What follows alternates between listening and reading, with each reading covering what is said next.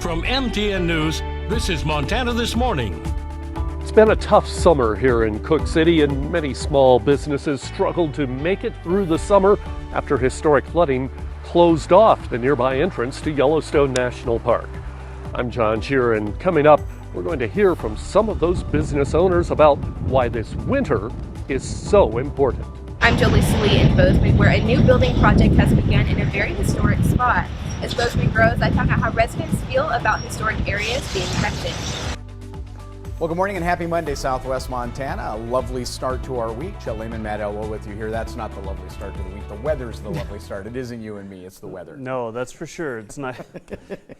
Verdict isn't even out on that one. That was accuracy immediate. Is everything Yeah, in this right. business. 40s this morning. It's pleasant. I think our weather is something to write home about this week. I love the fact that our daytime high is topping out near 80 degrees for most of the week. Now, we do have a shift in our weather pattern as you get into the late part of this week. You can see our skies are clear with our satellite and radar. You look outside, hey, reflecting that just fine. Daytime highs likely to be near 80 degrees by about 4 or 5 today.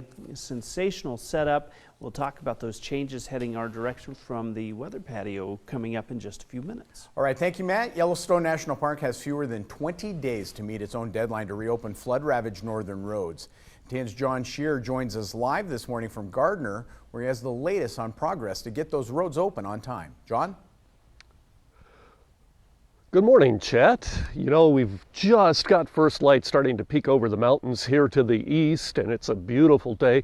Behind me here, we have the north entrance to Yellowstone National Park, closed, of course, since early June. Right now, crews are hard at work trying to open the road that stretches from here in Gardner on up to the top of the hill in Mammoth. That's about a 4-mile stretch.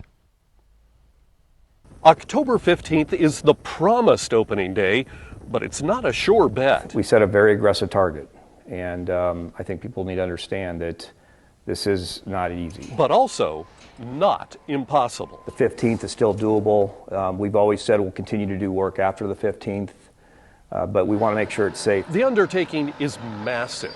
An old one-lane road dating to 1879 is being reworked to become a modern 2-lane paved highway in a project measured in just months. In a normal project, you've got usually years to do something like this. You've got usually Jesse, years are of we planning coming back and in a double engineering that went into it. And, you know, we did that in weeks. Cam Shawley's been gracious to us. He's been keeping us informed. He seems to be a really trustworthy guy. And when he tells me that that park's going to be open October 15th, I expect it. We've actually been telling people for a while that Mammoth will be open this winter. The National Park Service assured us they would have it ready for us. And we're like 3 weeks away, and we're going to have the road open again, and we're going to be able to get back to normal. This is the northeast entrance to Yellowstone National Park. It has been closed for 3 months now after the flooding in early June. It was a financial tsunami. We are easily 50% down, probably a little more than that down from last summer. We've been hit so hard by the impact that the flooding happened. We're down 70% to 80% of business. Probably running at about 1/3 of normal revenue. We were less than 50% easy, probably running about 40. We had 2 people full-time for 3 weeks giving away refunding deposits. This winter, there is just no way we can make it through a winter and be down even at all, really, and for sure not 50%. The winter is so important. And that's why these business owners are depending on the park roads being opened. But there's still a lot of work to do. Crews are working on this new section near Mammoth that cuts out a steep grade, which would be difficult or even impossible to use in winter. Closer to Silvergate and Cook City, trucks constantly haul in fill and rocks to shore up the damaged roads. It's a race to beat the winter snows, but Shawley promises no shortcuts will be taken. I think everybody would agree with me that if we end up having to need an extra week or 2 to make sure that the engineering and the road is completely safe, that's a better way to go than opening too soon and having some failure. For instance, 5,000 feet of guardrail for the Gardner to Mammoth Road is late being delivered. It's a detail Shawley says is vital. There are sections on that road where if you go over, you're going to die. And so we want to make sure that it's as safe as possible. Now here at the north entrance in Gardner, I've seen, I think 4 huge gravel trucks head up the hill already in the dark this morning to get work going on the road. Farther to the east of the Lamar, where the road had some serious washouts, Shawley tells me that work is going very well and he expects the deadline to be met. Now he says those repairs out there are temporary in nature, but really they're permanent. He says that he expects that road will be able to withstand any future flooding event. Chet? Again, MTN's John Shear live this morning with us in Gardner, giving us an update on the road construction just less than 20 days away from the deadline that the park had set. In other news this morning, history meets modern day. MTN's Jolie Salee takes us to see the site where an old brewery in Bozeman stood and where construction is underway. The times are changing in Bozeman as the city grows and the need for more infrastructure increases. In fact, right across the street from the old Lerkine mansion was an old brewery. What was left of it in 2014 was demolished. Now a huge building project is in the works where it once stood. You take what's here and you make it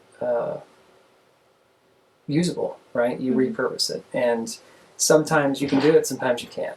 Jason Wickens is the producer for Live from the Divide, a small music venue operating out of this building, which was Bozeman's first cold storage, just steps from the railroad tracks. I just fell in love with the building and with the history of it. I didn't know it was here, like most people in Bozeman. The Northeast neighborhood, an area rich with history, including the Lerkine Brewery, which stood next to the Lerkine Mansion. In 2007, the city began demolishing the brewery for redevelopment, before falling victim to the financial recession. In 2014, the wall that remained was deemed unsafe, at risk of falling over. It was demolished completely. Now there is a plan to develop this empty lot, and it is in the beginning stages. As you drive by, you can see stacks of wood and concrete being poured. The project will add to other construction going on in the area. It will include a parking garage with more than 200 spaces, apartments and other dwelling units, as well as social gathering areas. Sarah Rosenberg, the Historic Preservation Officer for the City of Bozeman, says there's a lot of focus on the Northeast neighborhood because of its rich history and popularity. With something like a parking garage and other accommodations like that, just would make it more even more walkable and help to be able to support those efforts a little bit more of just like circulation. She says it's challenging to find the balance between accommodating the growth of the neighborhood and ensuring that the history remains, but they are making a conscious effort to do just that. It was where actually prominent African American community was, and just a lot of immigrants. So that's what we're kind of focusing, like through the survey efforts or through some policies of how to better balance that, so we ensure that like those stories aren't lost. As for Wickens, a passionate songwriter and storyteller, he agrees this is necessary. I think it's so important to do that, embrace and to educate and to share what is important about this community. In Bozeman, Jolie Salee, MTN News. All right, thank you very much, Jolie. 6:41 now. The last time the White House hosted a major conference on nutrition and food, the nutrition label as we know it was born. This week, the White House, for the first time in 50 years, will convene a healthy food summit at that White House, this time with the goal of addressing issues like food insecurity and costly healthy foods. Our Joe St. George reports on what to expect and why this gathering is not your typical White House meeting. Picking up groceries lately hasn't been fun. The price of chicken is up around 10% from last year. Cereal up 16%. Eggs up 16% too. Overall, if you bought $100 worth of groceries last year at this time, that same order today would cost $13 or so more. And while inflation is receiving a lot of attention, there is another food issue in our country that isn't dominating the headlines. For years, to save money, many Americans have been buying things like processed meats and cookies, foods that are cheaper than healthy fruits and vegetables. And that brings us here to the White House, where for the first time in 50 years, a major conference is taking place this week to address health, nutrition, and physical activity in our country. It's a very big deal. Like I said, I mean, it's the first time since 1969 that it's happened. Jason Wilson is with the Partnership for a Healthier America. He says the last time the White House did a conference like this, Nixon was president. Policies like SNAP and WIC, food assistance programs for lower-income Americans, as well as the National School Lunch Program, emerged from it. Nutrition labeling did too. Here in 2022, there is a lot to discuss, and the conference starts Wednesday. We're all about trying to get families access to nutritious food. Wilson says his group is looking forward to discussing with federal agencies, companies, and other nonprofits real ways the government can improve the health of communities where buying vegetables can be costly and a challenge, especially in places that lack reliable grocery stores. Government-sponsored delivery programs may be a solution. How do we make sure we unlock the convenience of delivery in underserved communities? There are studies that show that 2/3 of food insecure Americans will go on to develop diabetes. Is this partisan, though? Is this going to be another Democrat versus Republican fight? I don't believe so. Other issues on the table include tax incentives to encourage companies to advertise healthier food. Wilson would like to see the federal government actually define what healthy means. Right now, the definition varies from store to store. So this conference could change food labels. Yeah, absolutely. While the conference is only scheduled to last one day, Wilson says the ideas that come out of it will likely be brought forth as legislation in Congress in the years to come. In Washington, I'm Joe St. George.